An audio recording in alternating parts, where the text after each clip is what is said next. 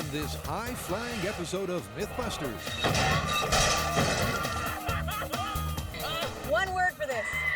What? The whole team tackles one massive myth, Everything in your mind is saying, don't do it. testing the tale of a spectacular mid-air mishap pushes everyone to the limit. This whole story is just totally absurd. They'll need luck, For science. courage, This is the best data ever! and some serious science That's perfect. to tackle the myth of the man who fell to earth, Grant, take it away. struck a seesaw, and launched a legend.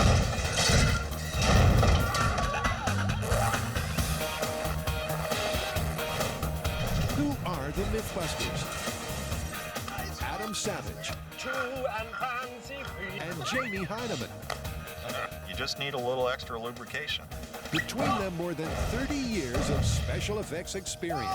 I'm taking the Jamie out for a walk. Joining them, Tori Belleci, Grant Imahara, Let's go, come on! I'm gonna be rich! and Carrie Byron. That was a rush. They don't just tell the myths, they put them to the test.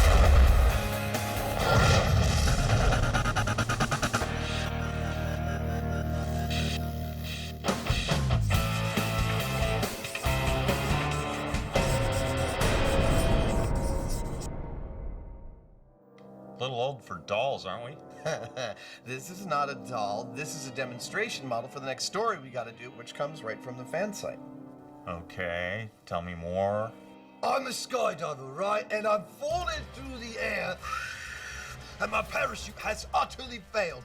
Looking desperately down at the ground for something to break my fall, I spy a children's playground and a seesaw with a little girl at the other end. Not worrying about her, I aim for this end of the seesaw, go straight upright. At the last second, I hit the seesaw and catapult that poor little girl up to the top of the 7-story building, where amazingly she lands safely. Wow. Sounds almost too good to be true. I thought the same thing. Improbable, yes, but impossible? Parachutes do sometimes fail to open. If he's jumping over a town or city, it's feasible he could drop over a playground. Common sense and basic physics tells us that if he hits the seesaw, that lonely little girl is going somewhere. But 7 stories high, and she lives? Well, don't knock it till you've tried it. Jamie, I don't know about you, but I feel like we could just go for this one. Sure, we can do it right outside. All we need is a regulation seesaw And a correctly weighted little girl. and a skydiver. Terrific. Let's do it. When I was a kid, seesaws were long wooden planks, and that's what we started looking for, but it turns out no one makes those anymore. Now seesaws are made out of steel, and there are as many designs as there seem to be playgrounds. So we have chosen a mid-range, middle-of-the-road, simple steel seesaw, and that's what I'm about to build. For Adam, building a 2-kid plaything is a one-man job. Inside 30 minutes, he welds a central pivot from 2-inch pipes and a couple of elbow joints. The bench itself is just a 10-foot slab of hollow steel. Now I've just got to attach one to the other. So far, so good. But then Adam finds a fatal flaw in the foundations. There's no kid that wants to go that high. After a quick nip-tuck, we've got a working seesaw, a simple device that just might flip an unsuspecting 6-year-old 7 stories high. Much better. But here's the problem. To hit terminal velocity, the unlucky skydiver would have to fall from at least 600 feet. So to get around that problem, at least for this first test, what I'm doing is trading altitude for weight. When I fill these barrels with water, they'll be much heavier than a man, so we can then drop them from a much lower height and get a more or less guaranteed hit. And the impact force should be exactly the same. That's the theory, and they can't wait to put it into practice. So they've picked a drop zone that's real close to home, the parking lot behind M5. And that's just getting welded down to the plate? Yeah. Okay. It's a stunt that will scare the neighbors. Given the massive forces at play, only a lunatic would choose this moment to trial a new technology. This quick release, which holds up to 10,000 pounds, is going to be the mechanism by which we drop our weight on the Seesaw. And normally we'd use it in a pull-on-a-wire mode. Now it's got an automatic cylinder release, which, when we connect a battery from our viewing site and I say, connect the battery, it's going to drop the weight right on our Seesaw. Now for the checklist. They've got the crane, they've got the weight, and Adam's built a teeter-totter that both sees and saws. Okay, so it is in fact a seesaw. It is, in fact, a Seesaw. I want one of these in my office. All we need now is a full-scale victim, and this one is almost too cute to catapult. Almost. So shall we name her Ariel? Nice call, Jamie, but it's best not to get too attached to your missiles. Our little girl over here is supposed to be an average 6-year-old, and so we've made her weigh 50 pounds. Now, if the physics in this story are correct, the water barrels, when they hit this end of the seesaw, are going to launch her straight up about 70 feet or 7 stories. I've calculated filling the barrels with 1,150 pounds of water and then dropping them from 75 feet should exactly match the Skydiver's free fall impact force of 85,000 foot-pounds. The foot-pound is a standard gravitational measurement. It's the energy expended by a force of 1 pound acting through a distance of 1 foot. Looks good to me. All right, let's go up. The numbers look good on paper, but let's see how it all pans out on the pavement. So I'm going to pull the safety, but you know what? I don't want to be anywhere on this lot when we drop this thing. I was thinking we should be up over there. I was thinking the same thing. So with the elements in place, Adam and Jamie head for the high ground. Right now, I describe the situation as mayhem in potentia. Soon we'll have actual mayhem. And that actual mayhem is now just moments away. All right, here we go. Skydiver Seesaw in 3, 2, 1.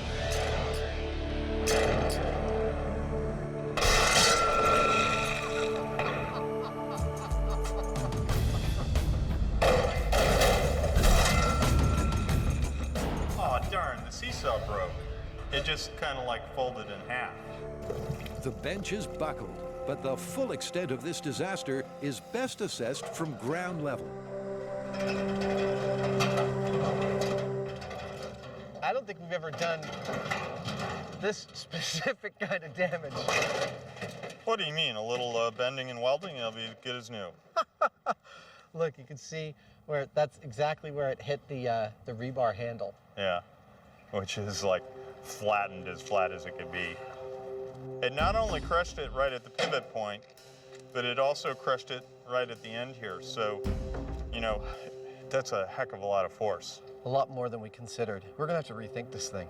Yeah, even if this was a solid bar of steel, I don't think it would have taken it. Yeah. I swear, this is the best part of the job, reviewing the high-speed footage. I want to see if she even comes off the ground. I think she does. I saw her flip a couple of times. Yeah.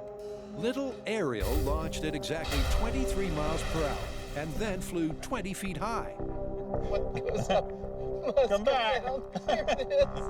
That's barely 2 stories, way short of the mythical 7.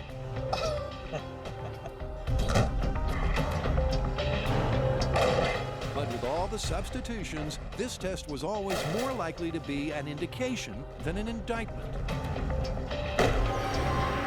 I can't help but feel this nagging feeling in my head that there's a big difference between 1,000 pounds of water in steel cans and a soft 100 and some odd pound skydiver falling at terminal velocity.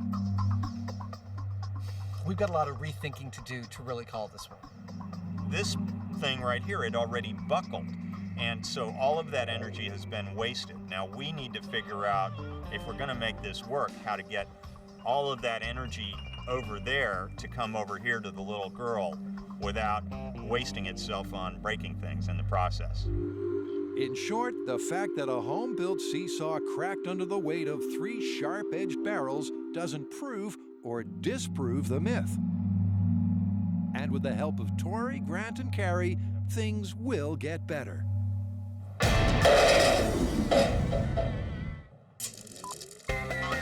The common playground seesaw is about as safe or as dangerous as you want to make it. But could it really toss a girl on top of a 7-story building? Well, it flipped an elephant, right? Dude, there is a lot to do in this myth. Yeah, there is, but I'm ahead of you.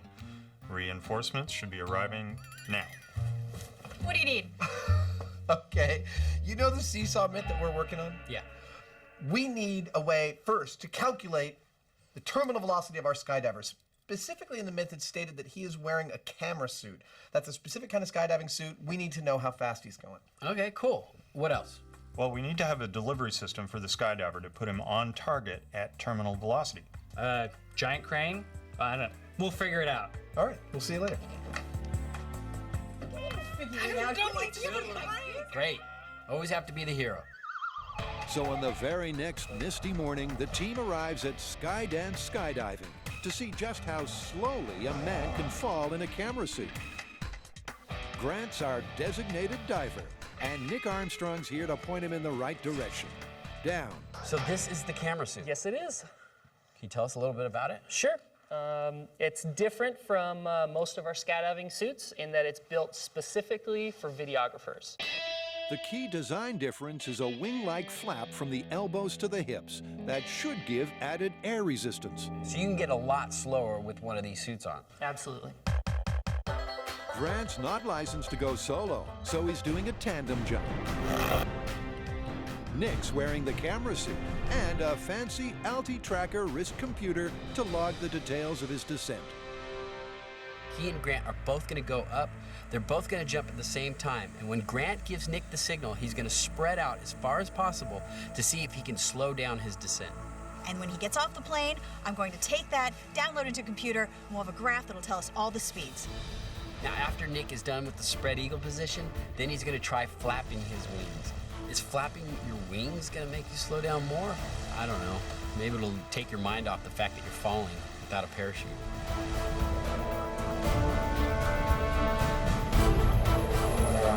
For a veteran skydiver, flapping your wings sounds a touch undignified, but it's worth a shot. Grant's just happy to be here. This is one of those great opportunities on this show to do something that's reasonably dangerous, but in relative safety. I'm very excited to try this out again. This will be my second skydive. Hope things go great. So do we, buddy. When the plane hits 2 miles high, the passengers push on.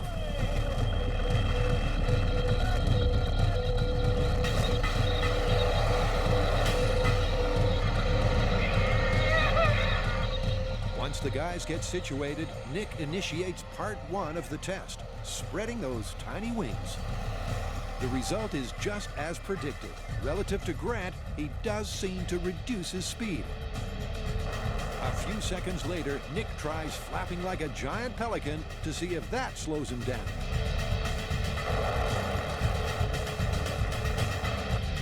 Team Imahara makes a perfect 4-point landing.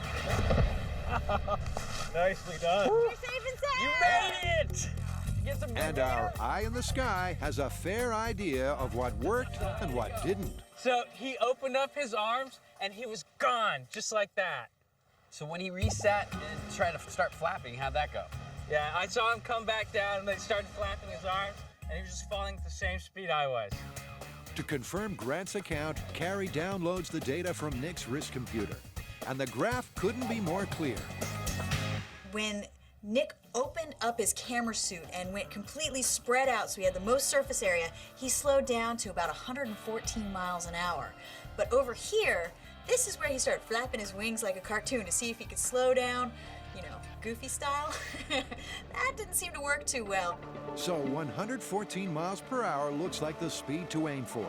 But Grant's remembered a crucial part of the story they've overlooked. So Tori needs to suit up. We need to send Nick up again, because the myth specifically said that the skydiver tried to land on his feet. In other words, He fell spread-eagled like the last test, but then at the last second tried to land the jump. And I'm guessing that even if the guy only went perpendicular for a second or two, it could significantly change the speed at which he hit the seesaw. All right, here we are again, putting our lives on the line for science. But don't get me wrong, I love skydiving, but I've only been 2 times, so maybe that's natural.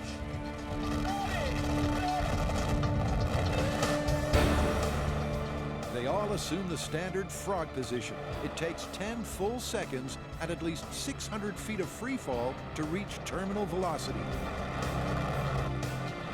Then Nick tries going vertical. It's harder than it looks. A few seconds later, he tries again. Hopefully, Nick stayed upright long enough for the computer to register any change in velocity. And if Grant was right, that brief moment of verticality will affect the speed at impact. Then, at the last second, he tries to land on his feet. He kind of closes up into a smaller position, and his speed shoots up a little bit. But since it's only 1 second, he gets to about 122 miles an hour. Now, that is the important number right there, because that's going to be the final speed at which he hits the seesaw.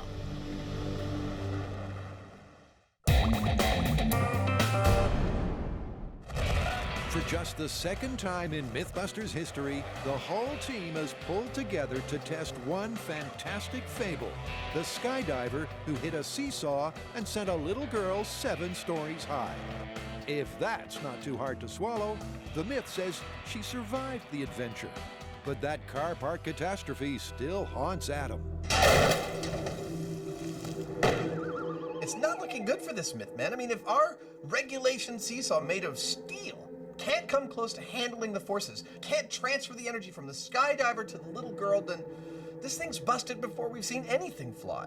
Yeah, the forces involved are really enormous, but there's nothing stopping us from improving on that design, like making one that's indestructible, a super seesaw. We can build the mother of all seesaws. I love it. And then if it holds together, the girl might just fly. She might. And Jamie has some grand plans. It may not be the best seesaw ever. Who knows what NASA has locked away? But he's aiming high. We want to exactly be done with delivering the load from the incoming projectile right before it hits the ground. But why scribble when you've got the software to design and test the concept? We're using SolidWorks software here, which I've had for a while, but I've never really been able to use it to its full potential. The beauty of something like this is that it really allows me to push the limits of the material and the design, because it doesn't matter if the design breaks in the computer. I'll just pull up another one, change it a little bit, and try again. And that way, by the time I get around to building the real thing, I already know it's going to work. Jamie's decided to build his bench in 2 parts, both hinged on a pivot. Where's that put us as far as our yield strength? The big picture here is to maximize the energy transfer from the falling man to the girl and to keep the seesaw intact. So I started thinking about, what do I know that is really massively strong and lightweight? And so what I came up with was a construction crane like this toy here. Instead of relying on something to not bend, they put a cable across the top of it, so the load that's being experienced is on that cable. And instead of a bending force on this spar structure here, you've got a compressive load. It's hard to see here, but the load is this way. And so you end up with something that's able to build whole buildings, and yet there's really not a whole lot there. The next few hours sees Jamie and a small team of experts refine the design. Any kind of offset would cause a twisting sort of a thing that would be a problem. While Jamie thinks big, Adam goes small scale to get some idea of what to look for when they try this again at full force. Building a toy teeter-totter is easy peasy and, I don't know, kind of wholesome, you know? Filling a muscle man body with lead shot is kind of strange. But capping it off with a baby doll head is just plain weird. Still, it should do the job. What I've got here is a scale model of our seesaw rig. This is our little girl, as creepy as she looks, and this is our Skydiver, as much as it looks like a round ball. They are the equivalent weight relationship of our real Skydiver and our real girl, about 3.5 to 1. What I want to investigate with this is what happens to her when the Skydiver hits the seesaw. If the seesaw doesn't break, where does she go? What is her trajectory, and what can I predict about her trajectory? So Adam starts test number 1 from 10 feet up on the scissor lift. A plumb line indicates the perfect drop point, and it's bombs away. 3, 2, 1.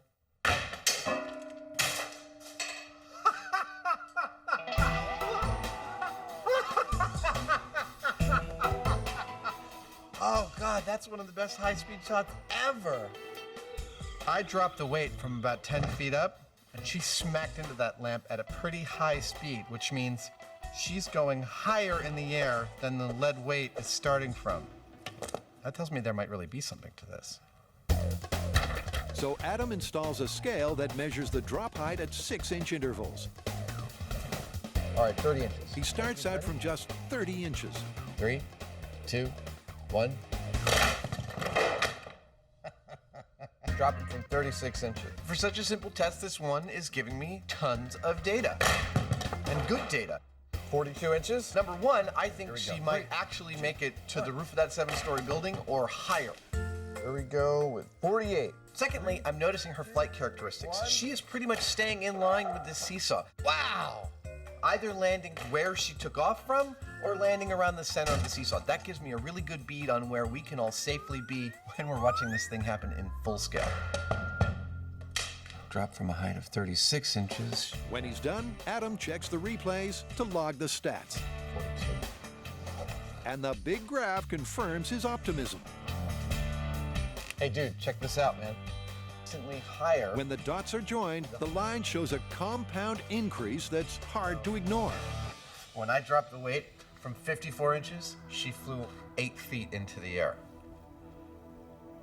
Wow. I'm looking at this, I think she might actually make it to the top of the 7-story building. But a full-scale girl won't hit those dizzy heights without Jamie's super seesaw. They've got the parts, and now they have to put it together. Obviously, we like the complex engineering challenges. Lead balloon. Shredded plane.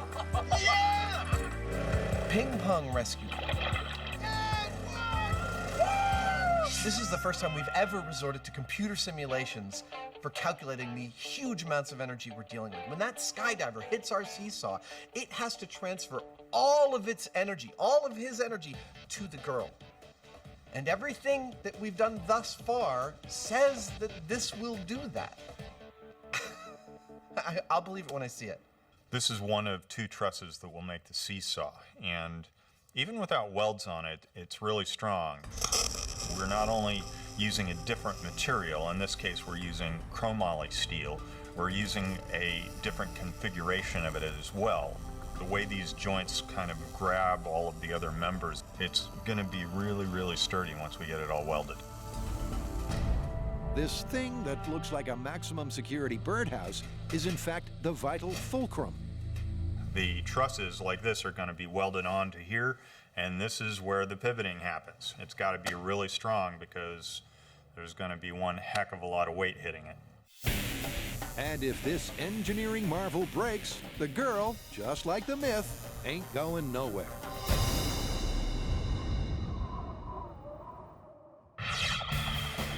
In just 2 days, belief in the myth of a skydiver hitting a seesaw and shooting a small girl 70 feet high has waned. We're gonna have to rethink this thing. And waxed. Wow! Jamie's super seesaw looks promising, but now they need to find a way to accelerate a full-weight dummy to terminal velocity and hit the target. Okay, so now we know the speed that Buster has to fall to hit the seesaw, just over 120 miles an hour. Yeah, but there's a problem. We need at least 600 feet to get to that speed. 600 feet? You know how hard it's gonna be to hit a target dropping Buster from 600 feet? Yeah, so we need to figure out a way that Buster can fall faster than gravity at a reasonable distance, like 100 feet, and still hit the X. What about bungee? Bungee? Yeah, we do like a reverse bungee where we attach Buster to one end of the bungee, we anchor the other end, then we stretch him up and release him. It hits the target every time. Fresh from skydiving school, Grant and Tori head for the hills to try another extreme sport. Again, it's all in the name of scary science. You know, we got close on board a slingshot, but we've never actually used bungee in an experiment. Yeah, I mean, it's a good idea, but is it gonna get our Skydiver up to 122 miles an hour? Well, you know, there's only one way to find out. We're gonna have to jump, huh? Yep. The method behind this madness is to see if a giant bungee cord could work in reverse, to slingshot a skydiver simulate to that magic mark of 122 miles per hour. Now, I have never bungee jumped myself before. I've used it to strap things together, but I've never actually depended on it to keep me from dying. And they're both trusting their lives to this woman. So what are these wristbands for? Because, you know, sometimes the bodies are horribly disfigured and it's to identify them. You joking? I am joking. They're actually so that we get you in the right weight class so that you don't get whiplash or touch the river. After the pep talk, Mackenzie spills the figures that have special relevance to this myth. On your way down, you will be going at 68.3 miles an hour, and then when you come back up, you'll be going 70.1 miles an hour. You're coming up faster than you went down. It's that reverse thrust they're looking for. 1, 2, you! Tori's the first You're good to to go. take the plunge. Don't worry, buddy. It'll all be over in a few minutes. I know, that's what I'm worried about. Ugh. Remember, go big. You cannot dive too hard or too far. Go big. Or here's a thought, just go.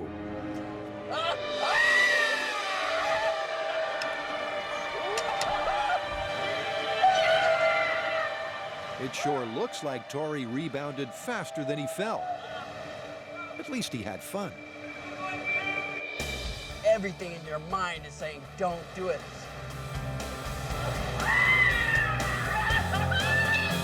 And then once you get over that fear and do it, then there's like the sensation of all your guts going into your mouth. And then you hit the bottom and you bounce up and you do it a couple more times. So it's like it continues. And while Tori's concerned with the state of his guts, Carrie's about to be up to her elbows in someone else's. This is going to be my falling parachutist. Now, to make him, we need something that's going to emulate the human body, which is approximately 75% water to 25% solid materials. Now, to do that, we're going to use an alginate. This is used for life casting, taking impressions when you go to the dentist's office. We're going to fill this wetsuit with the wet alginate, and hopefully we are going to have the perfect analog for the human body to fall on our seesaw. In short, he'll go splat just like a real man. And Carrie's figured the average athletic weight at 171 pounds. Kind of feels like guts. And yes, I do know what guts feel like. I've been on the show for years. I believe I'm in the butter zone for the weight of my parachutist, but at this point, I can't lift him anymore, and it's time to weigh in. I need to find out how much weight he needs to make him perfect. So I'm going to go look around the shop and see if anybody's stronger than I am. It's Jamie's fate to carry the load, assuming he can lift it. Oh, jeez.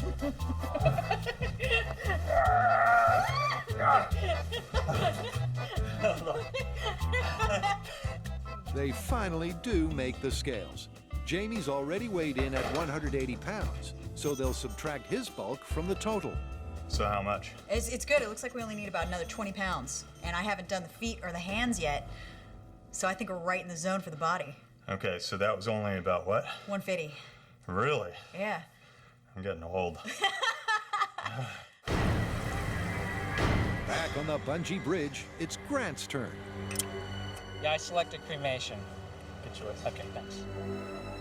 He jumps the rail, finds the platform, then takes a last deep breath. For science.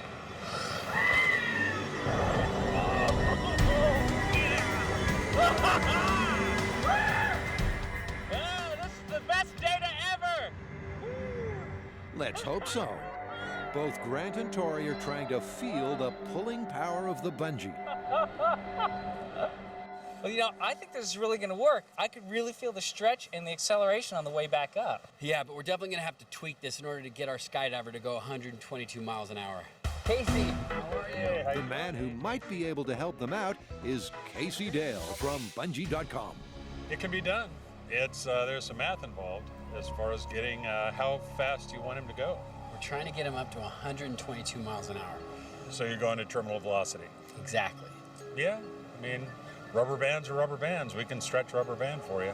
We'll need his best and biggest rubber band, which Casey calls a mongo.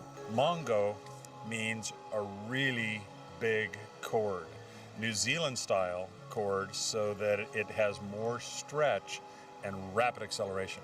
So you think you'll be able to get it up to 122 miles an hour?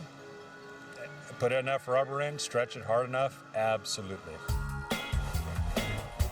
Meantime, Carrie struggles to dress her man. Then add some personality. Hey, there you go. Now you have a head. Better to see me with. Put a parachute on you, drop you out of the sky to your death. And he should hit a spot that's tailor-made for a smooth landing.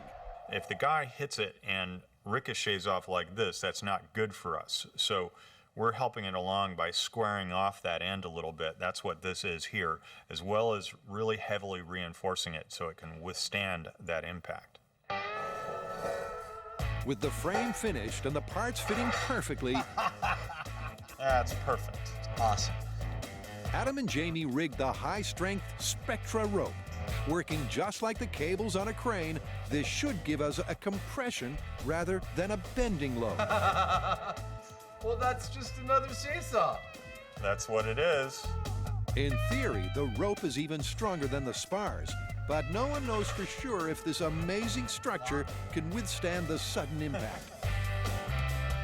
And then there's Ariel. Will she survive? Will she even fly? The big questions and a dozen little ones will all be answered tomorrow.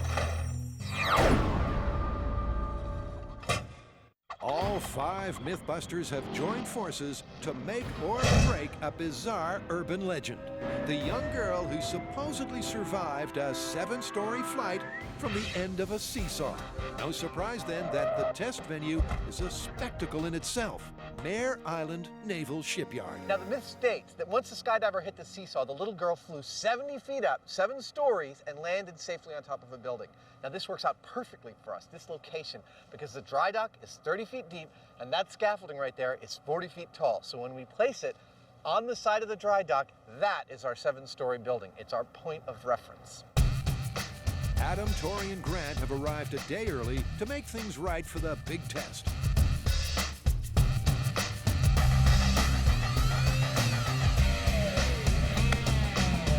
So you might be wondering what these giant plates are.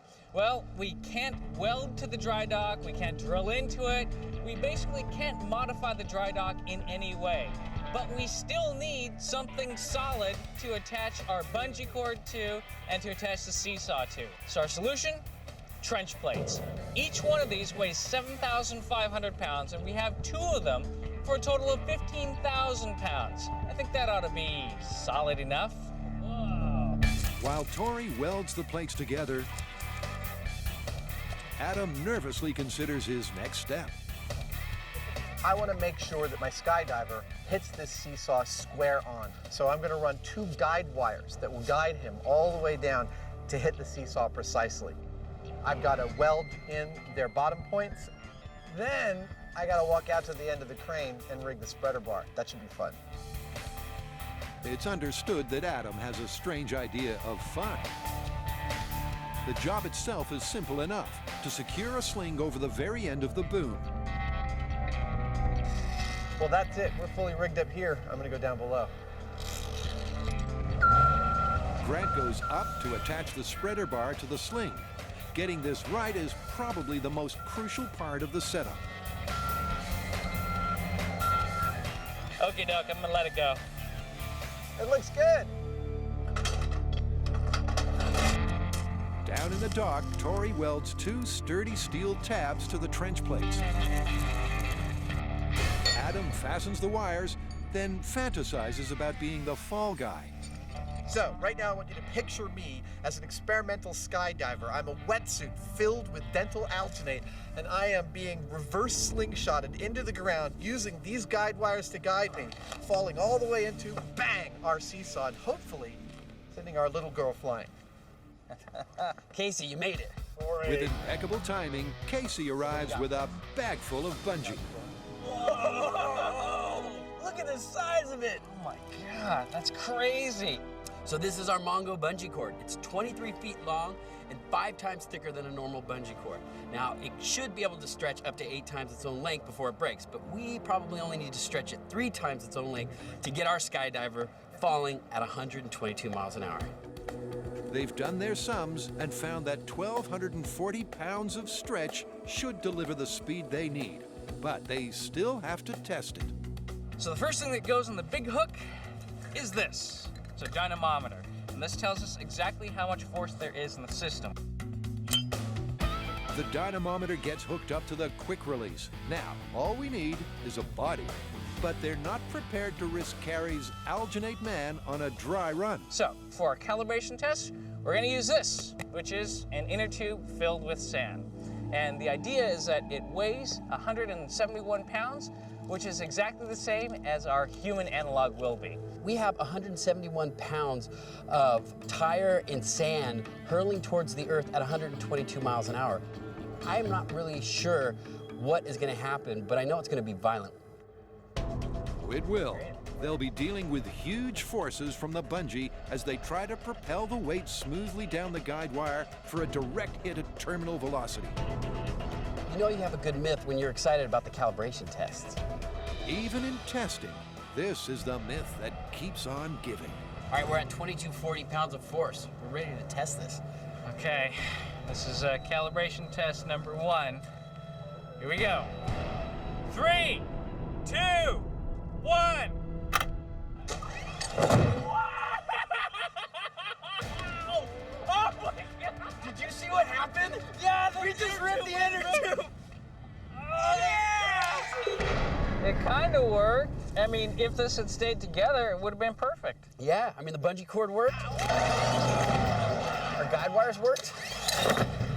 The inner tube is going to need a little bit of revision. Yeah, because this is not an accurate test. This isn't 171 pounds. What happened was the inner tube that we had the sand in ruptured immediately, which shows you the kind of forces that we're using to accelerate the Skydiver. The best possible solution is simple and cheap. I think what we're gonna do is take a duffel bag, wrap it with ties, and hopefully that will keep the weight together so we can get an accurate test. So, slight change of plan. Instead of an inner tube, we're sending our luggage. Pull on safety. If the bag holds together, they'll get a precise fix on the speed of the falling Skydiver.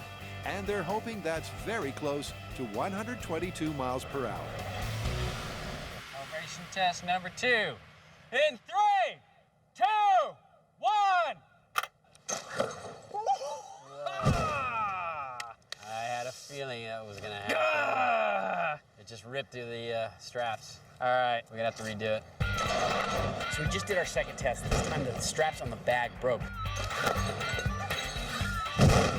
So the bag didn't even get pulled down, it just fell down.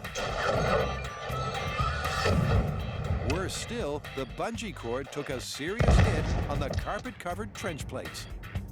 This doesn't look good. Hey, Casey? Casey has the spare parts to build one more cord, which they'd all like to save for tomorrow. Still, they can't proceed without dialing in the speed, so it's well worth a parting shot. So right now, the bungee is so damaged that we're just gonna take it up, and the very second that it hits the right force, I'm gonna trigger it. So there's no waiting around, none of this, just go. 2150, push the button. I got it. Casey helps out on the launch. And at 21.5, Grant pushes the button, it goes. This last calibration test just has to work.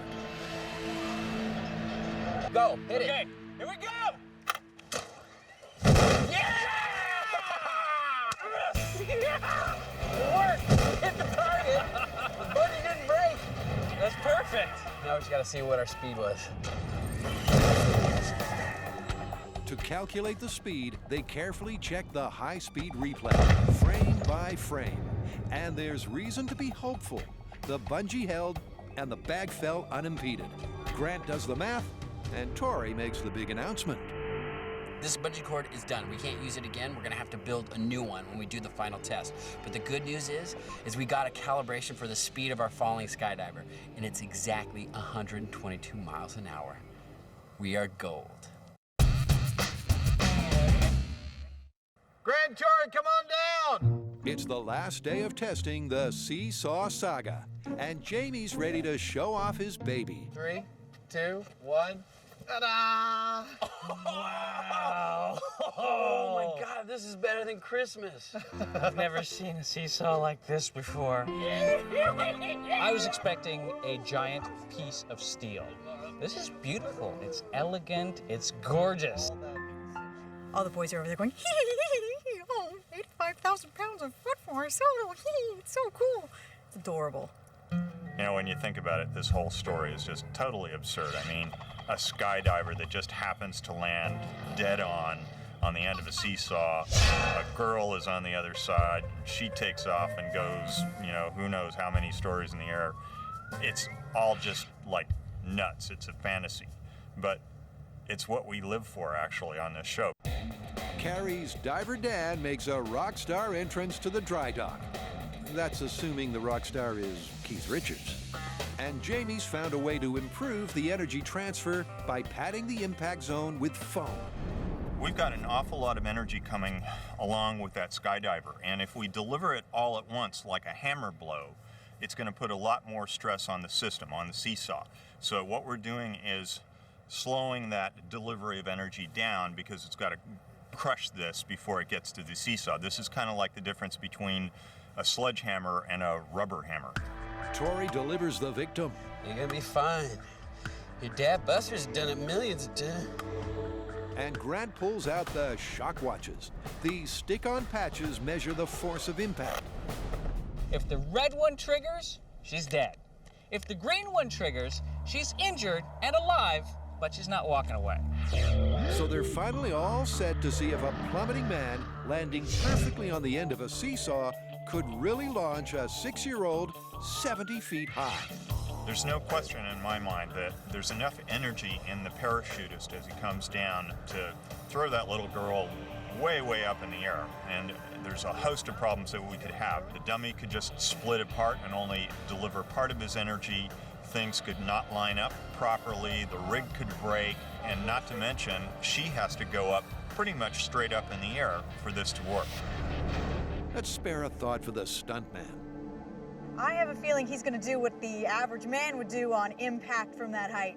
He is going to squish into a million little tiny pieces. But the myth is all about the welfare of the girl. Could she really survive a 7-story springboard? The best way to find out is to push the button.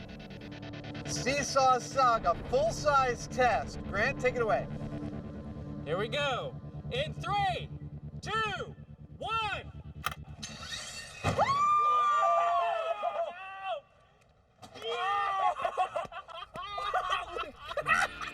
Did you expect that? It didn't go up. It shot across the dry dock. Wow. That was cool. The Skydiver hit the seesaw stayed together, and the little girl got launched over 55 feet in the air. That's above the dry dock.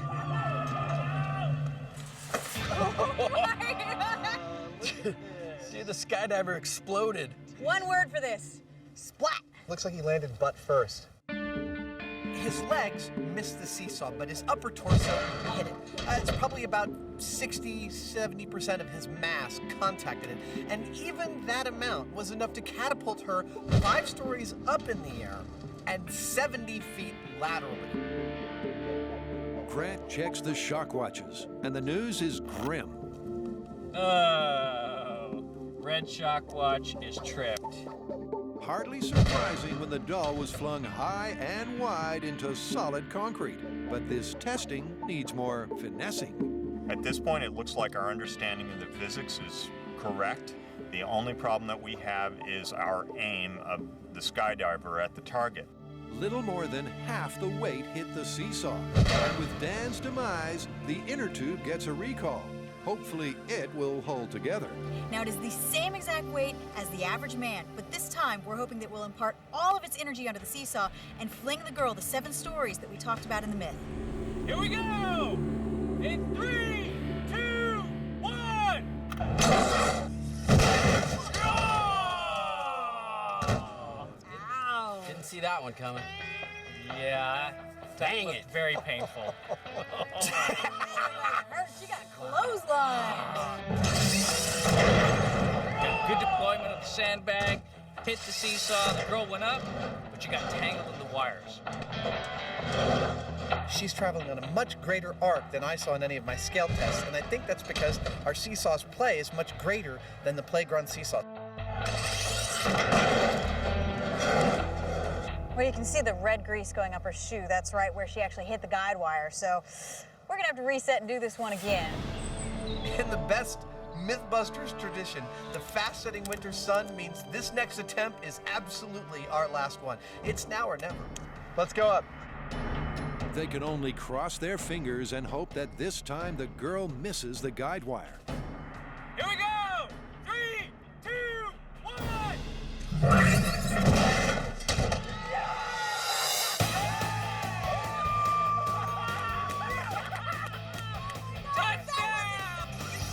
Well, Jamie said it would work. The Skydiver Simulate did hit 122 miles per hour. And despite the colossal sideways arc, little Ariel flew way higher than anyone dared to hope. She flies about level with our spreader bar, and that's 130 feet. That's 13 stories, and that was with an angle like this. If we'd got her to go straight up, she would have cleared 200 easy. This myth sounded totally improbable from the get-go. Jamie and Adam kept the faith. The fact is, normally when we're testing myths that have to do with broad guesses about physics, they're usually grossly overestimating what's possible. And in this case, we've come across a myth where the physics are grossly underestimated. If you had an impossibly strong seesaw, if you had a parachutist that didn't just go splat when he hit it, you'd be capable of launching a little girl up at least 13 stories in the air. So, how do we call it? Well, sad to say, it's busted. Jamie built the best possible seesaw and almost doubled the 7-story flight. But that little girl would be just as dead as the Skydiver. So I've reviewed the high-speed footage, and I've calculated that the little girl was subjected to 42 Gs, which means, well, she was likely injured just from her launch from the seesaw. And her landing, that's a whole other thing.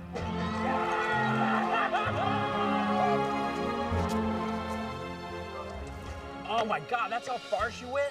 Nice work. You wanted 7 stories, I think she delivers. High fives. I think our work here is done. All right.